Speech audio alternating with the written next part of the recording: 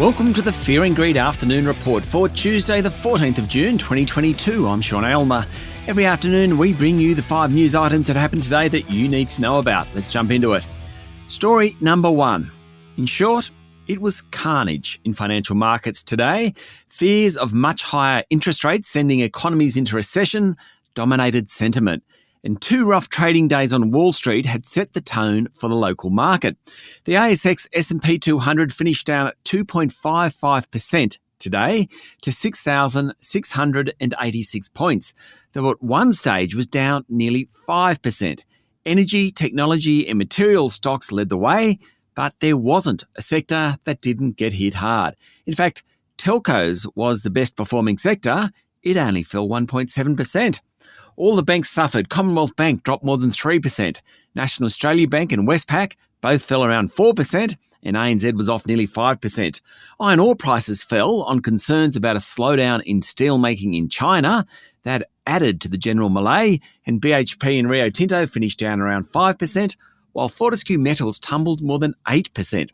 Woodside Energy was down nearly 6%, while Santos fell more than 5%.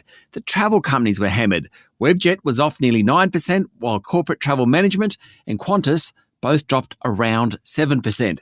There were only a handful of companies that didn't go backwards today, including Computershare, Domino's Pizza and Incitec Pivot. Bond markets were also sold off on fears of much higher interest rates. In fact, the yield on 10-year government bonds pushed above 4%. It really was quite a day. Story number 2. Prime Minister Anthony Albanese says China must remove its sanctions on Australian exports before the relationship between the two countries can improve. He was commenting after the defence chiefs from both countries met over the weekend. That was the first high-level dialogue chat in more than 2 years. Mr Albanese said it was China that imposed sanctions and it's China that has changed. And it's China that needs to remove the sanctions. He said that Australia wants to trade with China in a way that benefits both countries. Story number 3. The Star Entertainment Group has provided its final submission to a New South Wales review about whether it's suitable to hold a casino licence in that state. The submission highlights the changes in management and operational reforms at the group, while lawyers for the casino conceded it was open for the New South Wales review to conclude that Star wasn't suitable for a licence when the inquiry began late last year. Things had changed and the group should keep its licence. Some of the former practices, including the China Union Pay scheme that disguised funds that high rollers used to gamble as hotel expenses and avoided regulations, had been closed down, the submission said. And in more unwelcome news for the group, Queensland has just announced an independent review to investigate Star's suitability to run casinos in Brisbane and on the Gold Coast. Story number 4.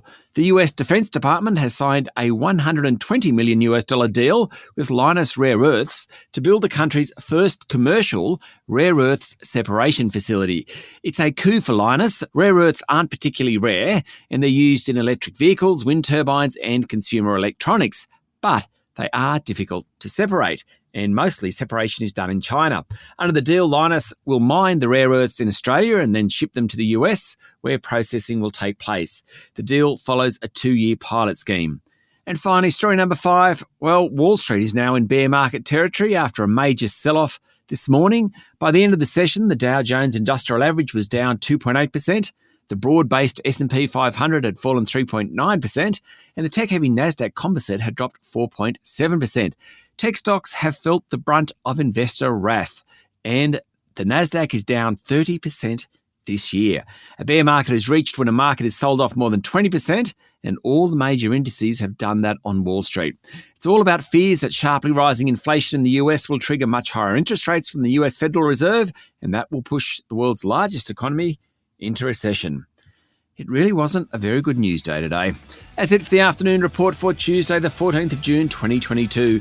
Don't forget to hit follow on the podcast and find Fear and Greed on LinkedIn, Twitter and Facebook. Join Michael Thompson and I tomorrow morning for Wednesday Fast 5 by Fear and Greed. I'm Sean Aylmer. Enjoy your evening.